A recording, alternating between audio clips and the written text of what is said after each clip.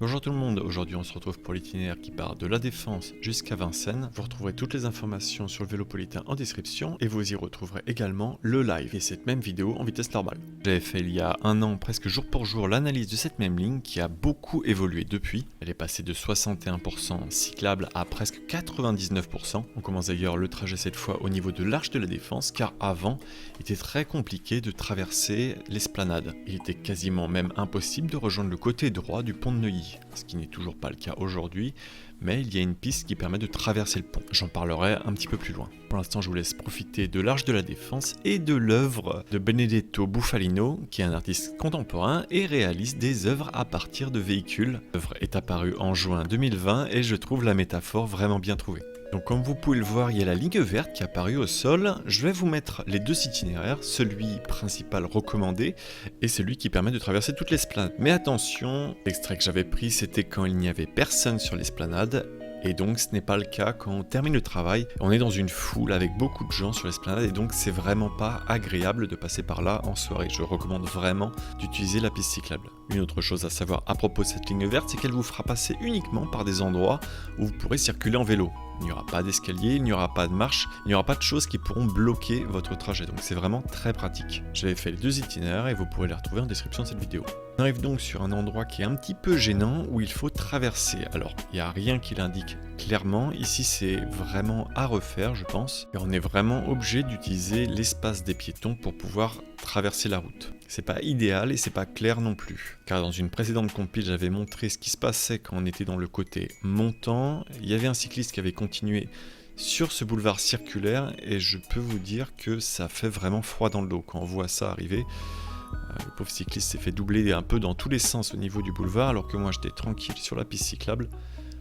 Et je suis sûr que s'il connaissait l'existence de cette piste cyclable, il n'aurait pas vraiment réfléchi à deux fois avant de l'emprunter. Donc je pense que vous avez vite compris pourquoi le boulevard circulaire est un petit peu plus long que passer par le centre de la plateforme. Eh bien c'est parce qu'il y a des feux sur le trajet, 6 au total, alors qu'il n'y a pas de feu bien sûr sur l'esplanade, c'est juste un espace piéton. Il y a aussi encore quelques petits couacs comme ici où avant on pouvait aller tout droit et là ils font une petite bifurcation qui fait passer par le trottoir et slalomer à travers des poteaux, ce qui est jamais vraiment idéal. Je pense que là c'était pour éviter de refaire on va dire l'infrastructure et de créer des feux supplémentaires. Mais à part ces petites gênes et la fin de piste où on partage un petit peu la voie avec un parking, ce qui est un petit peu bizarre, dans l'ensemble je trouve que c'est vraiment une bonne solution parce qu'avant il n'y avait pas moyen de rejoindre le haut de la Défense autre que passer par l'esplanade et donc créer forcément des conflits avec les autres usagers. Et la petite bosse qu'on vient de passer, c'est celle qui permet justement de rejoindre la passerelle qui nous amènera jusqu'à l'esplanade de la Défense. Donc là maintenant on est sur le pont de Neuilly qui a été aménagé en double sens cyclable sur la partie gauche. La partie droite n'est absolument pas aménagée pour le coup et il va falloir que l'on traverse donc ce pont pour rejoindre l'autre côté qui nous amènera sur l'avenue Charles de Gaulle, toujours à Neuilly en direction de Porte-Maillot. On peut d'ailleurs voir qu'il y a un feu rouge mais ce feu ne vous concerne uniquement que si vous allez tout droit. Si vous allez sur la gauche, eh bien vous êtes avant la ligne d'arrêt du feu et donc pouvez profiter de la bande cyclable. Alors pour le marquage au sol, j'ai indiqué qu'on était encore sur de la piste cyclable protégée. Ça va alterner à partir d'ici sur de la bande cyclable, ce qui est un petit peu dommage. Donc là, ça vous pouvez le voir en bas. On passe maintenant sur de la bande cyclable avec des véhicules qui sont stationnés. Et ici, on est obligé de partager la voie avec les véhicules à cause des travaux. Et pour savoir où on se trouve, sur la carte en haut à droite, vous pouvez voir le petit vélo en orange qui se déplace automatiquement selon l'itinéraire vers les différentes correspondances. Donc voilà, ici on est encore avec de la bande cyclable. C'est pas très idéal et cette bande a changé déjà plusieurs fois de côté, passant à droite et à gauche. Je pense que c'est encore en réflexion. Il y a beaucoup d'études qui sont faites là-dessus avant de savoir où se trouvera la bonne disposition finale de cette bande.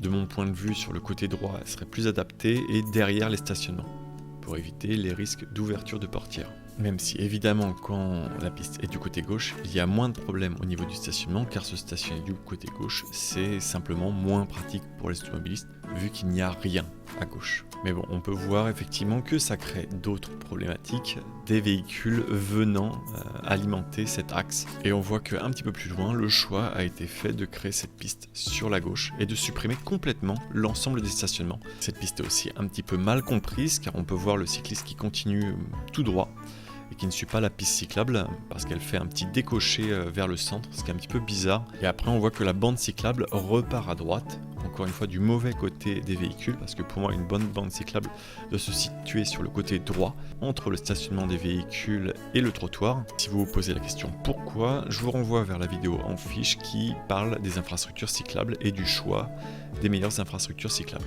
Nous sommes arrivés sur la place de la Porte-Maillot. Ici, moi personnellement, je préfère continuer la circulation parce qu'on va voir qu'un petit peu plus loin, c'est compliqué de se réinsérer dans la circulation, mais l'itinéraire cyclable recommande de passer ici. Vous avez donc l'option du tunnel à gauche ou de la rampe à droite qui vous permet de rejoindre ensuite la C3 du Vélopolitain. À savoir que la Porte-Maillot est complètement en travaux et qu'elle verra le jour vers le début de l'année 2024. Je vous laisse toutes les informations sur les travaux en description de la vidéo, mais heureusement, ce passage sera fermé et tout se fera en surface dans l'avenir. Alors je dis heureusement parce que les montées et descentes sur un itinéraire, c'est jamais très agréable. Si tout peut être plat, c'est vraiment mieux pour les vélos. Surtout qu'ici la montée est vraiment dure au niveau de la rampe à droite. Au niveau du tunnel c'est un petit peu mieux, mais il faut vraiment forcer pour pouvoir en sortir. Et puis après on voit que ça fait arriver sur le trottoir, c'est pas vraiment idéal.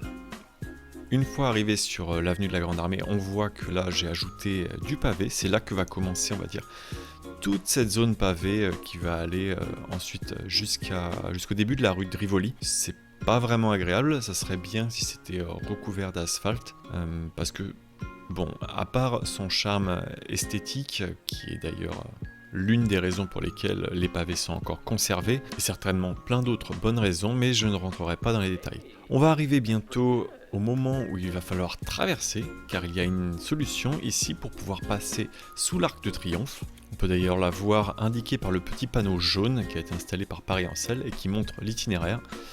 Il y a une double bande cyclable ici qui permet donc de faire passer sous ce tunnel, un tunnel qui était assez célèbre parce qu'il mesure 2,40 m et de nombreux véhicules s'y encastraient. On peut d'ailleurs voir les traces au plafond, c'était vraiment très bas et donc à chaque fois ça faisait des news dans les journaux comme quoi il y avait un nouveau véhicule qui s'y était écrasé.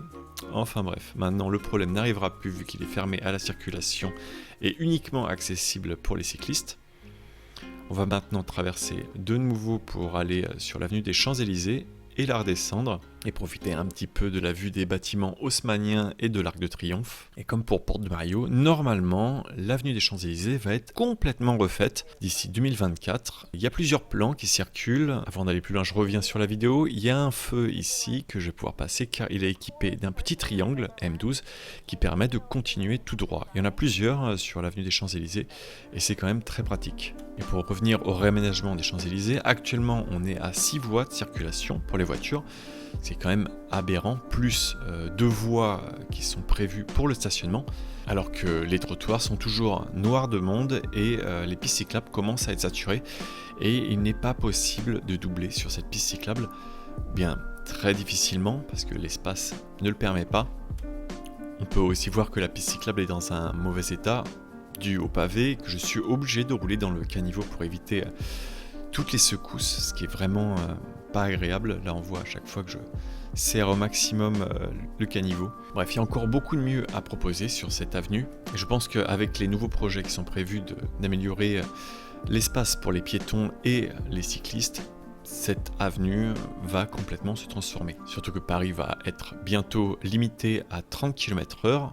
Dans toute la capitale, on roulera à cette vitesse. Les champs sont également concernés par ce changement. Et d'ailleurs, c'est un espace, comme je disais, qui est très piétonnier, avec beaucoup de personnes qui traversent pour aller au milieu de la route prendre des photos de l'Arc de Triomphe. Tous les usagers qui sont déjà passés par là savent de quoi je parle. On arrive sur des feux où il n'y a pas de M12, c'est le petit triangle, et donc je les indique en bas à droite. C'est des feux effectivement où la continuité permettrait de les aménager. Ici, le feu servait uniquement à faire passer des piétons, et donc, après avoir respecté les piétons, il est tout à fait possible de pouvoir continuer. On continue donc en direction du Trocadéro et on va arriver sur une petite zone un peu spéciale où il faut obligatoirement aller sur le trottoir à droite. On voit le panneau rond qui nous dit donc que c'est par là. Bon, après il y a de la terre labourée donc il faut faire un petit peu attention. Et là on va passer sous le Trocadéro grâce à ce tunnel qui est vraiment très pratique. Donc on voit la correspondance V9D, ça c'est le bord de Seine droite. On peut continuer donc toujours tout droit et ça nous fait passer sous les Tuileries. Mais nous on va aller à gauche pour emprunter Rivoli. Je vais d'ailleurs faire un comparatif entre le tunnel et Rivoli. Ça s'équivaut en finale. Et puis maintenant c'est de moins en moins intéressant les Tuileries parce qu'il y a de plus en plus de piétons qui passent par là. Donc ça dépend vraiment des périodes. Et la jonction entre Châtelet et le tunnel des Tuileries est vraiment très mal faite. Donc c'est plus pratique finalement de passer par Rivoli. Même si on le verra sur Rivoli, il y a de nombreux feux. Ici dans un premier temps, au niveau des Tuileries, il n'y a aucun feu dans ce sens-là, juste les différents passages piétons qu'il faut respecter. Et il faut même les respecter quand le passage piéton est au rouge, car on n'a pas de feu et donc le passage piéton devient prioritaire. À part ce seul élément, ici c'est vraiment très agréable de circuler. Parce qu'il n'y a aucune intersection, il n'y a que le jardin qui est à notre droite. La seule intersection qu'on a, effectivement, elle est un petit peu étrange parce qu'elle n'est pas marquée par un feu. Il faut d'ailleurs faire extrêmement attention quand on arrive ici parce qu'il n'y a que le feu piéton auquel on peut se fier. Et là on voit justement qu'il est passé au rouge. Et si on continue, eh bien on se retrouve en plein milieu de ce flux-là. Donc voilà, bien faire attention et c'est ce qui va se passer d'ailleurs quand on continue. Si vous regardez bien, il n'y a absolument aucun feu qui indique aux cyclistes qu'il faut s'arrêter. On ne peut que se référer au feu piéton. Et un petit peu plus loin, par contre, là, il y a des feux qui indiquent qu'il faut que l'on s'arrête pour les piétons.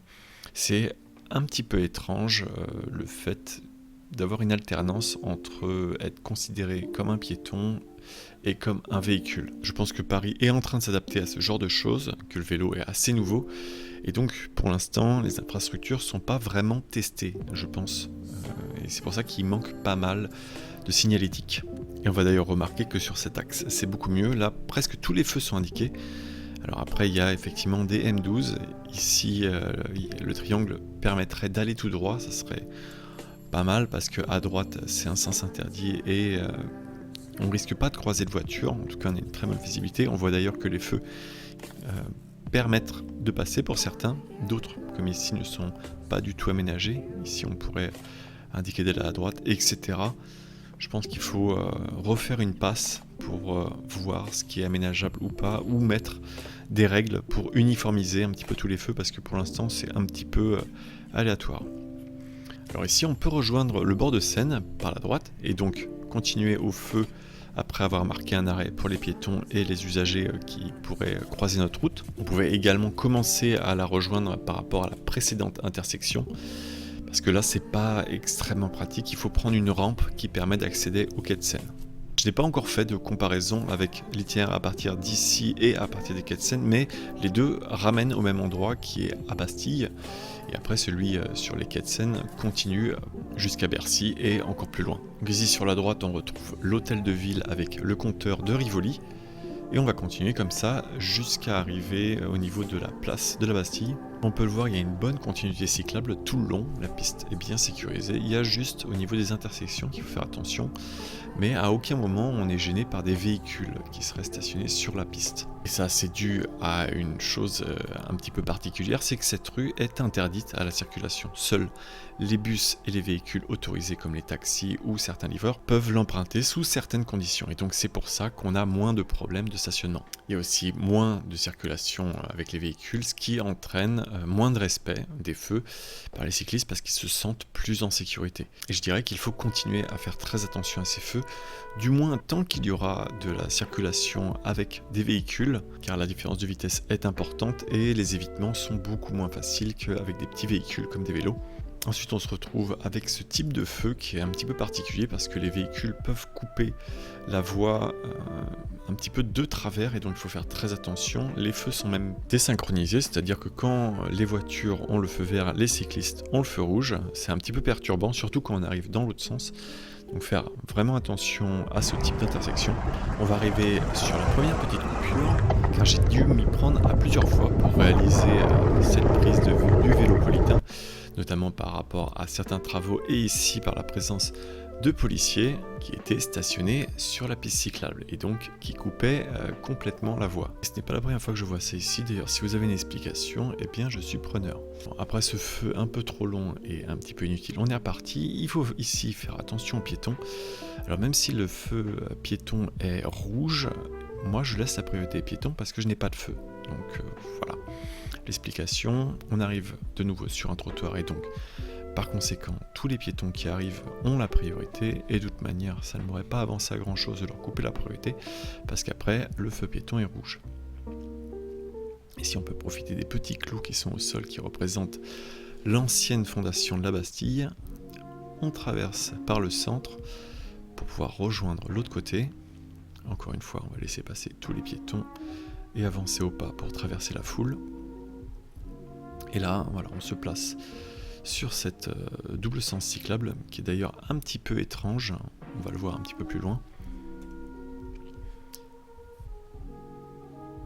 parce que voilà, il s'arrête en plein milieu de nulle part et dans l'autre sens on verra aussi que c'est pas idéal de remonter par là. Donc ici encore une fois on est sur le trottoir, donc dès qu'il y a des piétons qui arrivent, eh bien voilà, comme la dame, je lui laisse la priorité. Et c'est ça à faire, on va dire, à chaque fois qu'on est sur le trottoir, parce que moi je trouve que je suis un petit peu un intrus sur ce trottoir, même s'il est bien avantageux, parce qu'il me permet d'éviter pas mal de feux. Donc je fais vraiment très attention. Ici le cycliste a un petit peu coupé la priorité à droite pour la voiture. J'en ai profité pour m'engager, parce qu'une fois qu'une voiture est à l'arrêt, il n'y a plus de priorité qui existe. Là, il y a la plateforme de bus qui était inaccessible, c'est pour ça que je suis resté à l'extérieur.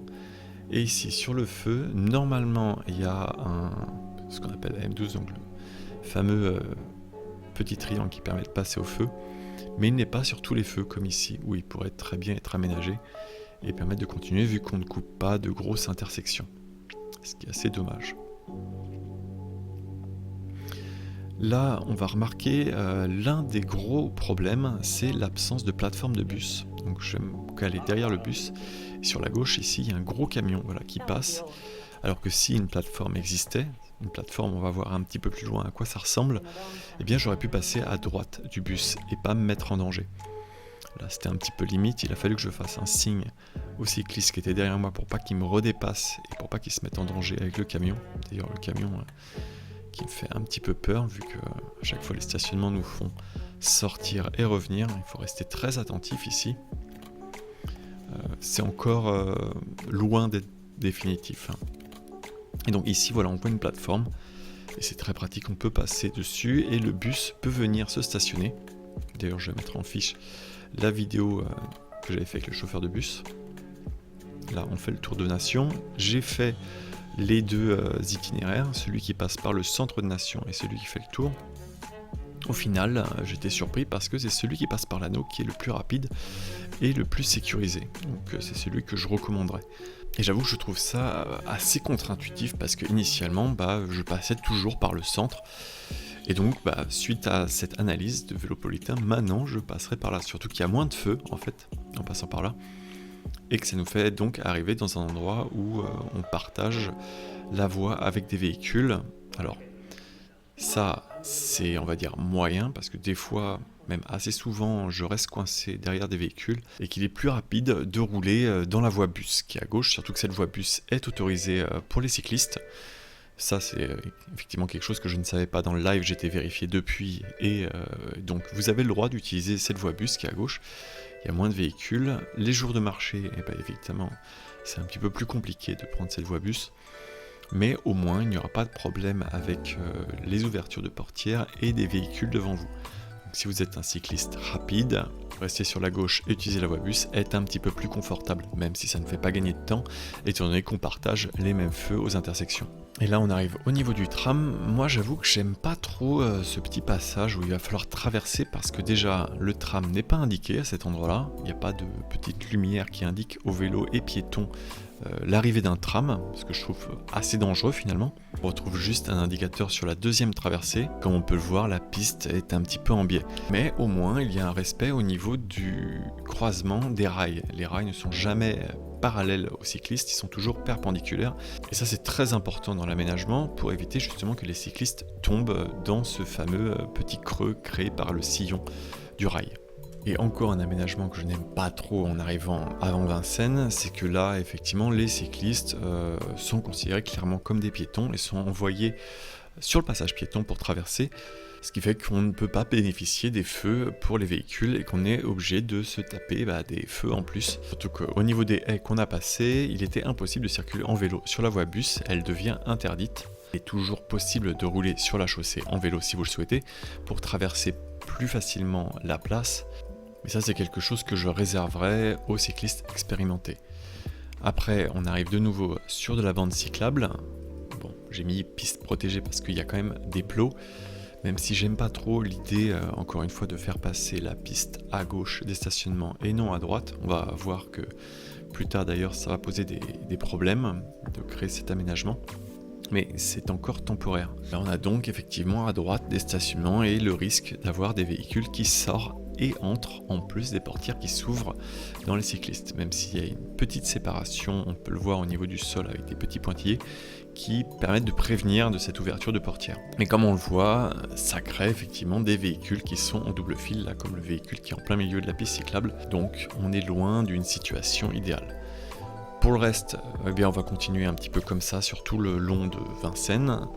Et c'est d'ailleurs là-dessus que je vais vous laisser. Pour les prochaines vidéos, eh bien, j'aborderai le code du cycliste et le point de vue d'un livreur de vélo, projet qui a été choisi par les tipeurs et donc que je ferai en priorité. Merci d'ailleurs à tous les tipeurs qui soutiennent Altisplay, ça me permet de prendre plus de temps sur la réalisation des vidéos et de vous proposer du contenu toujours de meilleure qualité avec du meilleur matériel et les thématiques que vous choisissez. Merci encore pour votre soutien et bien sûr à tous ceux qui ont regardé jusqu'au bout. Je vous dis à bientôt pour de nouvelles vidéos et bonne route!